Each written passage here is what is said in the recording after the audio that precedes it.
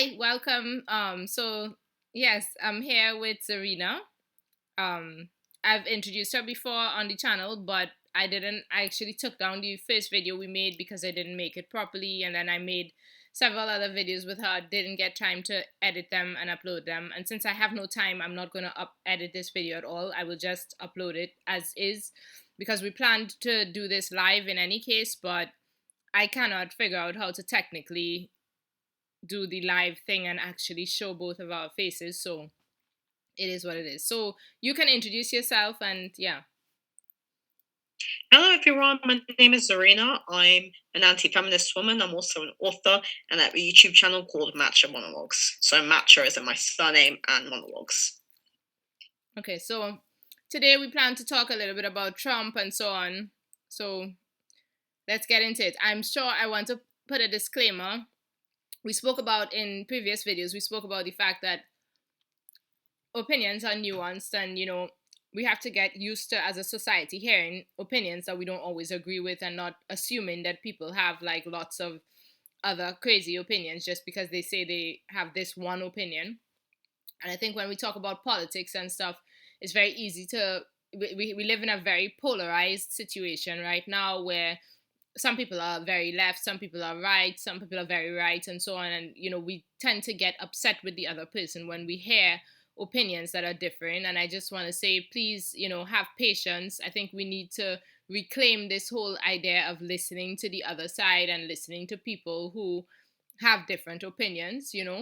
Um, so yeah, because I feel like when I am gonna give my opinion, which I will, people are not going to understand it. They're not going to understand that it's a nuanced opinion, that it's not just one dimensional, or extreme. It is complex, and these are just parts of the things that I believe or hold there. So, and if you have another opinion, it's not that I hate you for it or that I judge you for it. I'm curious. I would like to know about it in a nice, sane way, without arguing or judging or anything like that. So yeah. Okay, so what are your thoughts? And Trump. Yeah. So it's interesting because I know some Americans, some really good Americans who have voted for Trump, and I'll be very honest, I think that he is not a nice guy. He's very narcissistic, he's very outlandish, but I do agree with his views on immigration, on being anti Islam, and I agree with the whole anti woke thing. And I think he's very forthcoming. He's very brash. He's kind of very no nonsense. He just says things to the point. So I like that about him. But overall, I'm not a fan of him. I think, if I'm being completely honest, I actually think I would probably have voted for him because I did not like Hillary Clinton at all. She's a terrible person. I mean, my favorite candidate was actually Bernie Sanders because fiscally I align more with him. He's a social democrat and I kind of lean more towards that. However, I think Trump, in terms of like being very kind of pro America and being very like anti mass immigration, and I think that Trump, I mean, I guess there's the whole thing of having like a very staunchly masculine man in power that can be very appealing. So yeah, I probably would have voted for him, but I know it's a very, I mean, I don't like telling people that. It's a very, very No, controversial I mean, it's really good to standpoint. admit that now because I think a lot of people are not even admitting that now. But anyway, yeah. Yeah. Yeah, so I think Trump, I mean, I don't think he's the worst president. Like, I think Clinton, oh, sorry, George Bush was much, much worse. Like, George Bush was awful. He literally started a war. Him and Tony Blair started a war. So I think Trump is not the worst American president ever. I mean, he's not the nicest guy. He's not a nice guy, but he is definitely better than I think some of the other candidates. Like I would prefer him to Clinton personally. Okay. Hillary Clinton. So already I see we have very differing opinions in a sense. Okay, so my view on Trump, okay, I think it's hard to say would I voted for him or not. I right now I don't agree with Trump because of the things that he's done or is doing or whatever. The whole situation that America is in right now, I don't agree with it. I don't like it. I yeah. So I and all the news and stuff that comes out against him, I don't like it. So right now I'm not aligned with Trump at all. And so I understand the people who absolutely didn't vote for him or whatever. But I think also they're being very like, I told you so. Like everybody, the left is kind of saying, I told you so, I told you so, without considering that no one knew that Trump would behave in the way in which he behaves. I know they say, oh, we told you that he would. Honestly, I feel like if it's all a shock, I had no idea that he would send ICE out into the streets and try to. I had no idea, right? And I guess And maybe why into the street? ICE is like ICE, these people who are trying to kidnap the people who are not legal. Okay. Okay, Fair so enough. let's like my take. Let me give you my proper take. Okay, I am not what we really disagreed on, or what I heard from you that I disagree on with you.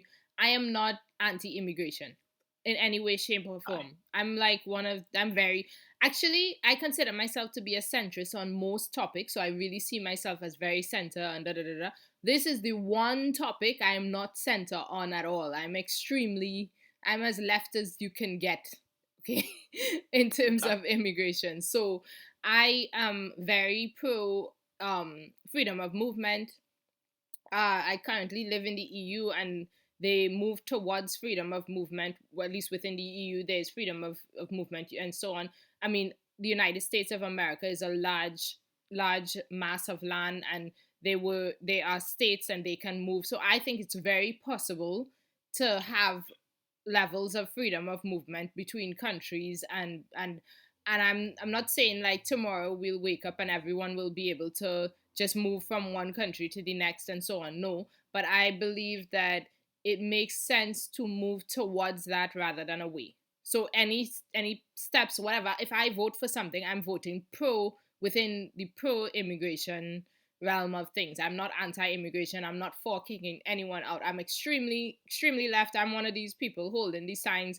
What is it like? No human is illegal or whatever. I don't believe in that. Now I understand the logical arguments that people have for the system that we currently have. However, in my heart, if I'm to be honest, and I understand that most of the world, or at least everyone who's looking at this video, will disagree with me. It's fine for you to disagree with me. I'm just saying that is my feeling, opinion. That's my heart.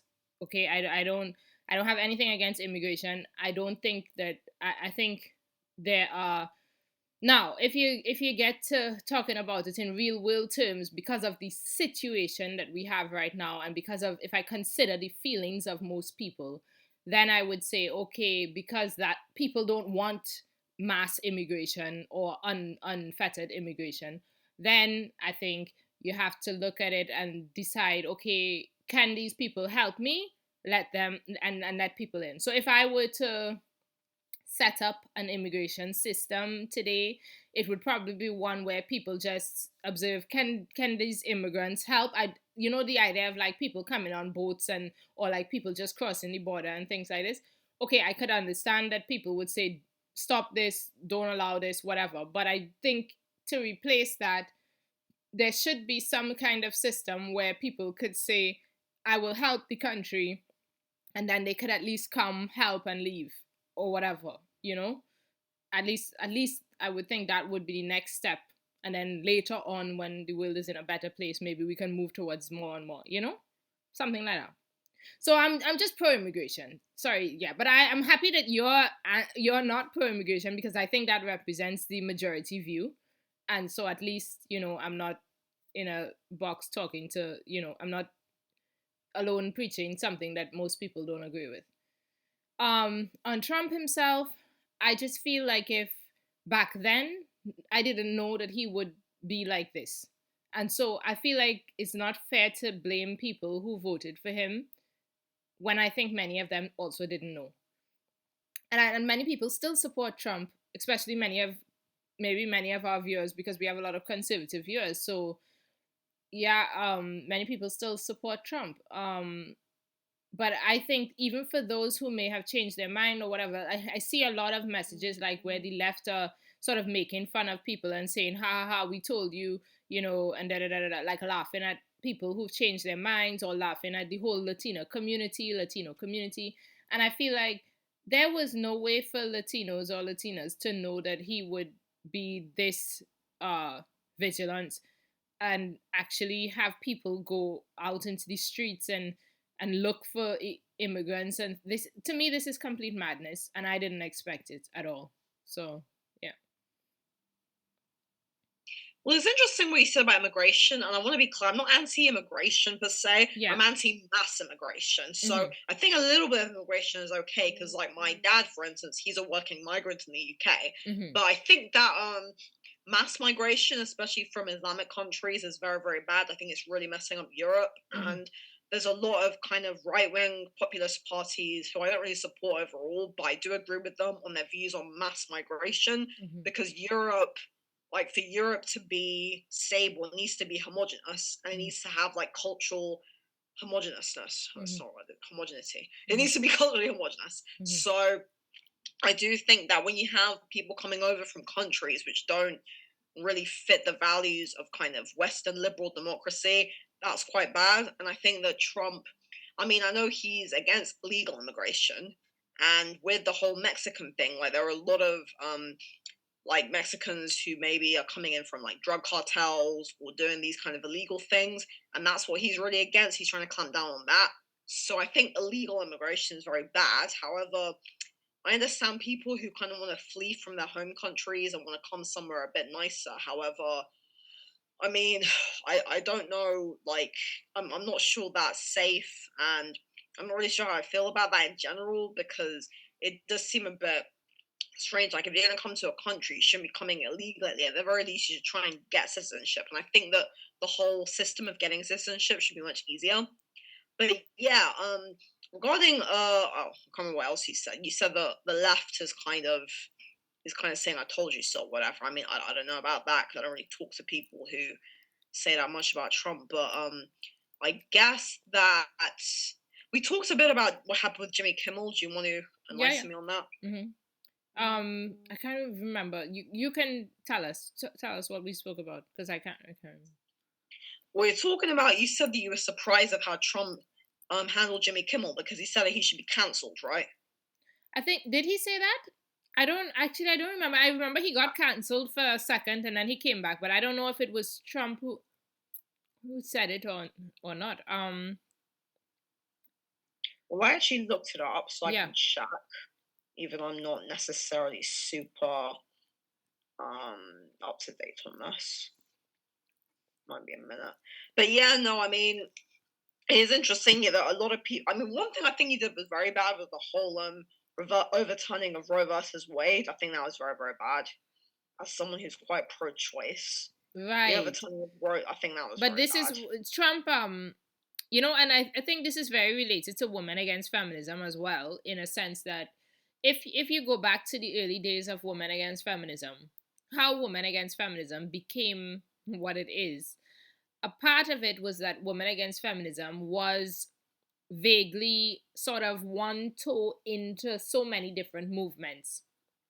Um, the catchphrase, in a sense, women against feminism, it covered, for example, people who are religious, women who were religious and hated feminism because it doesn't align with religious views.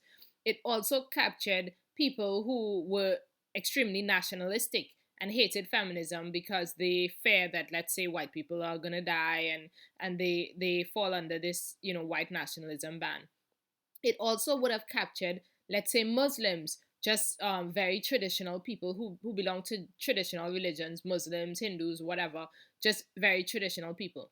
And me, for example, my whole psychology on this thing would have been that I came from a different culture, but one that was very traditional. So I came into this whole anti-feminism from a very, very traditional point of view, just that I considered myself at the time to be a traditionalist, right? My views have changed with time and so on, but at the time I considered myself quite strongly to be a traditional woman, trad wife, if anything, and I felt attacked by feminism. So the idea of women against feminism, it sort of got all these different people who literally had complete, I'm not religious, for example, but different people who had completely different ideas. And normally we would all fight with each other. Under normal circumstances, somebody like me who's just a traditionalist wouldn't agree with a Christian or a white nationalist. and normally all these people would be fighting, but just because it was so vague, it sort of captured all these people, and so it was a sort of big movement in that way.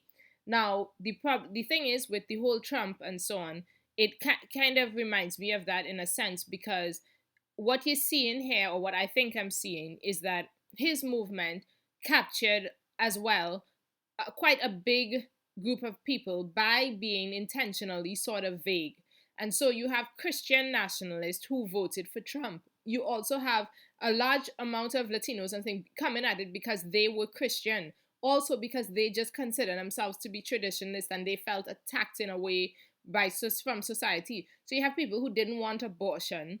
These are just Christian and traditional people. And then you also had the people who are like USA nationalists, white nationalists, and so on. They also, and it appealed to a large group of people. And I think the people also didn't realize that, wait a minute, these groups, we don't all align, but everybody's kind of like, if I could just get what I want, then it's okay. So if you just give me no abortion, then it's okay. If you just give me a bit more religion in school, then it's okay. If you just, give me. So yeah, I think that is a part of what happened. And I was kind of reflecting on that earlier this week, how the whole Trump movement sort of also very much mirrors women against feminism in this way, that it didn't it there may be there's so many different ideologies under the banner of women against feminism, that it's not necessarily that these people agree. They're super liberal people. I also consider myself to be quite liberal. I'm both in many ways, but I also consider myself to be very liberal. I personally do not like anything that is like, yeah, anyway, anti-LGBTQ or anything like this. I support all these things, and I don't align with those things.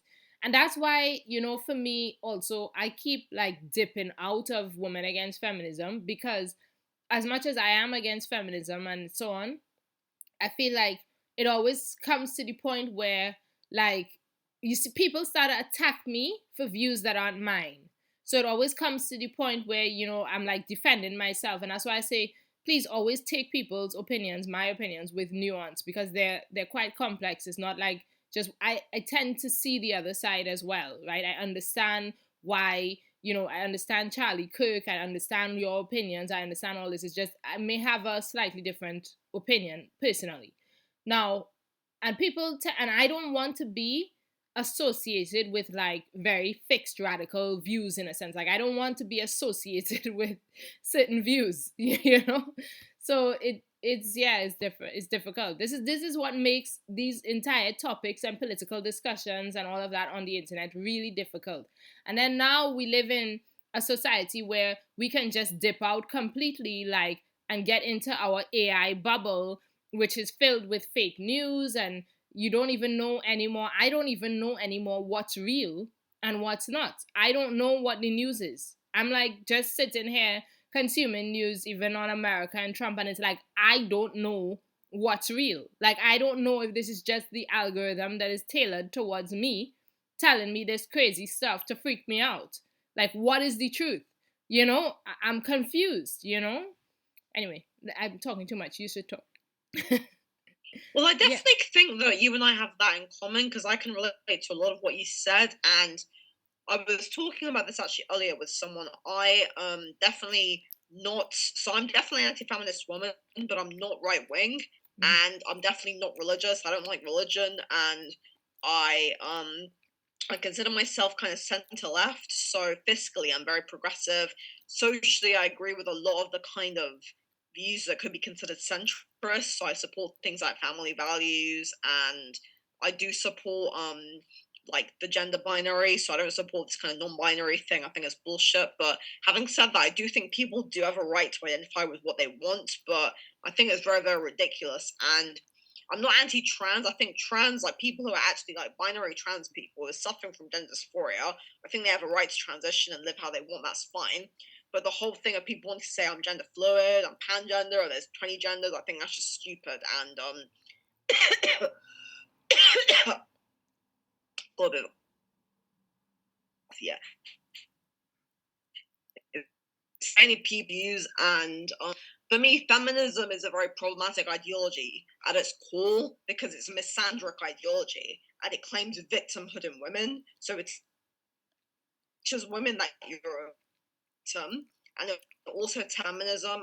And I do come from that kind of standpoint. I don't come from like a religious standpoint. I don't come from a political standpoint. I come from a kind of like cool standpoint of just saying, yo, feminism is actually really problematic because it's saying women are oppressed and essentially blames everything on men. I think this is a big problem. I think this is responsible for things like divorce and the breakdown of the family and this whole thing of the whole gender confusion now happening in the West. So I think feminism is responsible for a lot of problems, and you and I have discussed this before, remember?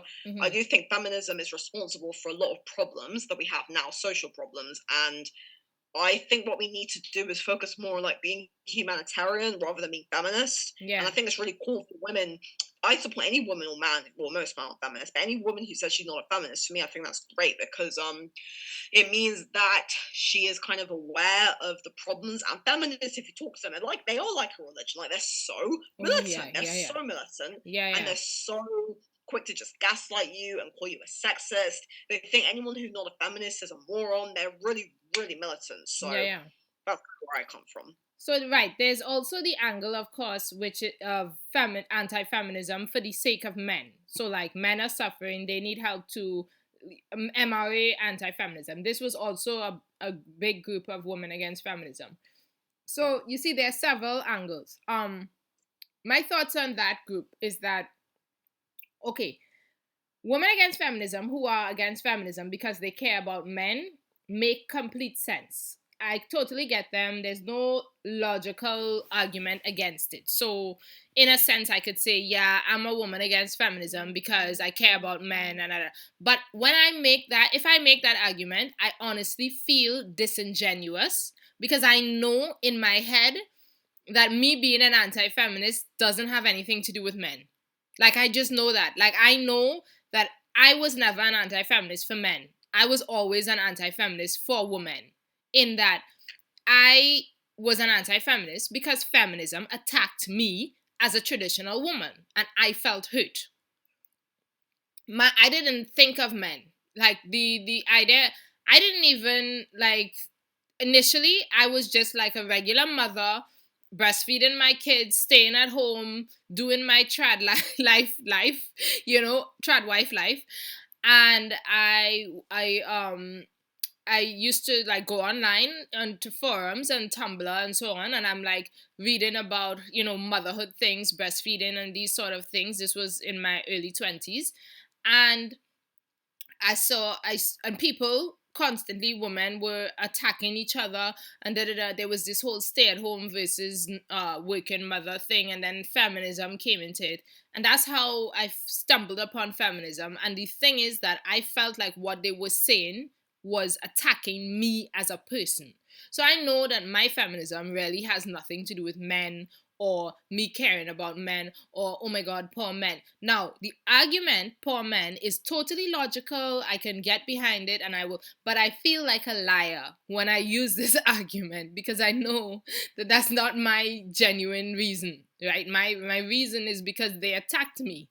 I felt attacked. I felt hurt. I felt shamed for my choices. I felt like if they were saying that I was stupid because I chose to stay at home, because I chose not to prioritize career, because I chose to be a mother, and I chose to live a traditional life.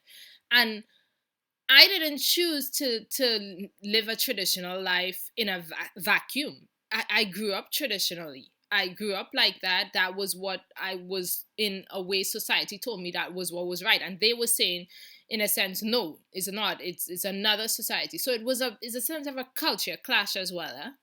And I can say, I guess I was wrong. So this part of my anti-feminism, I do think I was wrong to feel attacked and stuff. This was a very personalized thing. But I also think they were wrong as well.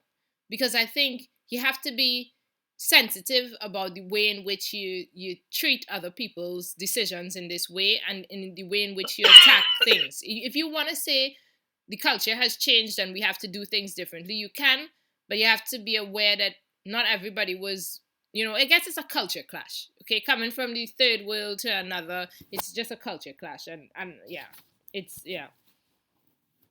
Yeah, no, I hear you. And feminism definitely has attacked traditional women, and something I think is terrible because, like, the majority, like, I'm not a traditional woman. I don't consider myself a traditional woman. I'm very career focused. Like, I'm an author. I Hmm. make YouTube videos. I have a lot of mental health problems too. So I'm not a traditional woman, but I do think that like for example, the Feminism Mystique, written in the 1960s, 1963, that was a direct attack on housewives and stay-at-home mothers. And that's where second wave feminism started. And even first wave feminism, there was all this big attack on women who wanted to be traditional, on kind of the female role. And there's this lawyer named Carolyn Graglia. She was an ex-lawyer. She wrote this book called Domestic Tranquility. And what she was saying was that she was a lawyer and then she quit her job to stay at home with her children. And she was basically saying that the feminist movement came along and was basically shaming women who want to be feminine, who want to be traditional, who want to be like you, like stay at home wives and mothers. And they say women have to all be having a career and should all be in the workforce. And this push to push women into the workforce, I think it's really toxic. And I think it's been a big disaster for gender relations because women have always been able to work. There's always been women who wanted to work, but it's a minority of women. Like the women like Rosalind Franklin, for example, she was a chemist. There are women like Sylvia Plath, Frida Kahlo, Rita Hayworth, or Grace Hopper, even Margaret Thatcher. Like these women, none of them were feminists, but they all were career women. So I definitely think that I mean, what I was, because I used to go to Speaker's Corner in London, and I might start going there again in the future. And it's a really good spot where you could just go and talk about any issue. And I used to like hold a sign saying feminism is trash. And everyone really agreed with me. And my core message was that feminism drives men and women apart. And I think that what I was saying for is like the idea of a non-feminist women's movement. I mean, that might be quite difficult to implement, but the idea of like non-feminist women's advocacy, something positive for women who, so what you were saying, not necessarily being for men, but for women who are not feminist. And not necessarily women who are part of any kind of religion or any political ideology, just women who are not feminists and who kind of want to be more traditional or who are career women but who aren't feminists. I think that's really necessary because there isn't really a voice for like non-feminist women. Like women, because the majority of women statistically don't identify as feminists. However, our voices are not being heard because there's such a huge like feminist space in the media, in Hollywood, in politics, and you have like the UN Women, and it's basically a kind of feminist space. So I do think that the idea of something which is like non-feminist but pro-female, I think that's really necessary, and I think that's really needed. So I mean, you asked the question to me: is non-feminism is like being anti-feminist still relevant? I think it's very, very relevant. I think it's very necessary for the future of gender relations. And I think that a lot of the kind of problems that have happened in society now have come from feminism, from this whole split of the male and female role, the split up of the husband and the wife, the split up of gender roles, and also telling women that if they have a career that they have to be a feminist. Like if you have a career and become successful, you owe that to your own merit, not to the feminist movement. And like for example, there were women like Boudicca, Cleopatra, Joan of Arc. These women weren't feminists, they were just strong women. Or during medieval England, I did research on this, like women worked as nurses, nuns had a big position, women had positions within the church. So and also things like, for example, I mean, it's a bit not necessarily a good thing to say, but prostitutes, like they had their place too. So women always had their place in society. It's just that it wasn't like they weren't being misandric and they weren't bashing men and they weren't, for example, trying to compete with men.